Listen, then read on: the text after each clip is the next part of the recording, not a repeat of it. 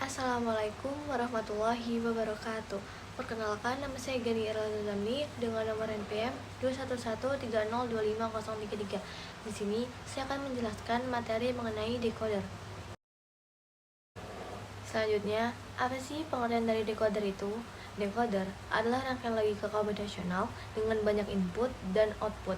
Di samping itu juga, decoder mengubah input data sebanyak n bit menjadi output sebanyak 2 n data.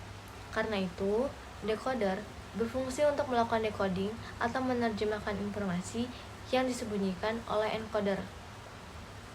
Nah, saat proses decoding, decoder umumnya menempatkan logika 1 di salah satu outputnya untuk membuat kode yang tepat.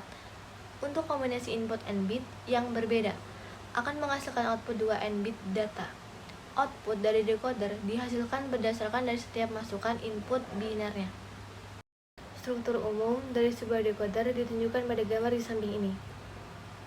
Decoder juga memiliki input enable, yang ketika disetel ke logika high atau logika 1, kode outputnya akan terlihat tergantung pada input data biner.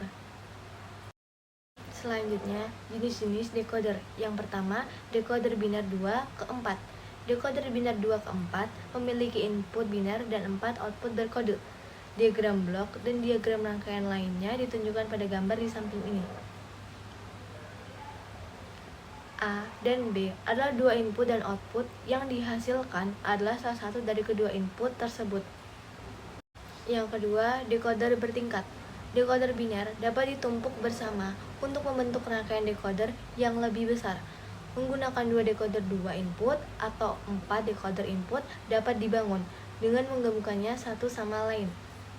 Demikian pula dengan menggabungkan dua decoder 3 ke 8, decoder biner ke 4, ke 16, dan seterusnya dapat dibangun. Nah, di bawah ini ada contoh desain dari decoder 4 ke 16 dengan menggabungkan dua decoder 3 ke 8 pada gambar di bawah ini. Yang ketiga, ada decoder dengan output yang sedikit. Contoh dari aplikasi ini adalah binary decode desimal atau BCD ke dalam decoder 7 segmen. Decoder ini padahal memiliki 4 input yang artinya bisa menghasilkan output sebanyak 24 atau 16 output. Tetapi pada decoder ini hanya menggunakan 7 output yang aktif untuk mengatur display. Hal ini tidak seperti yang kita bayangkan. Contoh saja pada komponen yang menggunakan adalah TTL7447. Selanjutnya, ada penggunaan gerbang AND dan NAND. Rangkaian decoder dapat dibangun dengan menggunakan gerbang AND karena keluaran gerbang AND adalah high, yang terjadi hanya jika semua masukannya high. Output seperti ini biasa disebut dengan output aktif high.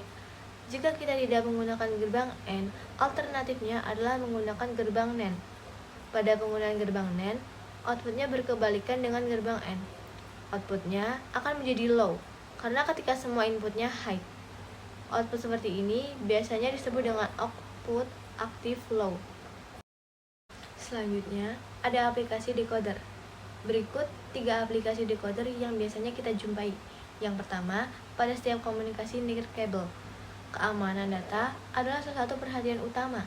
Di sini, decoder dirancang untuk memberikan keamanan pada komunikasi data dengan membangun enkripsi, standar, dan algoritma dekripsi. Yang kedua, decoder digunakan dalam sistem audio untuk mengubah audio analog menjadi audio digital. Yang ketiga, digunakan sebagai dekompresor, yaitu mengubah data terkompresi seperti gambar dan video dalam bentuk dekompresi. Yang keempat, decoder juga digunakan sebagai rangkaian elektronik yang mengubah instruksi komputer menjadi sinyal kontrol CPU. Nah, pastikan teman-teman juga bertanya nih, apa saja fungsi dari stereo decoder? Oke, aku jelasin ya. Prinsip kerja dari stereo decoder adalah untuk memisahkan sinyal informasi dan sinyal yang termodulasi dengan memulihkan frekuensi sinyal informasi yang sebelumnya menjadi satu sinyal pembawa atau memiliki satu input dengan frekuensi yang diubah-ubah sesuai dengan nilai perubahan amplitudo menjadi sinyal informasi. Selanjutnya, apa perbedaan encoder dan decoder? Nah, encoder ini kan untuk mengubah informasi dari satu bentuk ke bentuk lainnya, dan biasanya ini formatnya berbentuk kode. Sedangkan decoder ini untuk melakukan proses sebaliknya yang memungkinkan pengambilan informasinya ini secara asli. Selanjutnya, apa makna decoding dalam proses komunikasi? Nah, penafsiran kode atau decoding ini adalah proses di mana penerima menafsirkan pesan yang menerjemahkan menjadi informasi yang berarti baginya. Mungkin itu saja penjelasan yang saya berikan. Kurang lebihnya saya mohon maaf. Akhir kata, wassalamualaikum warahmatullahi wabarakatuh.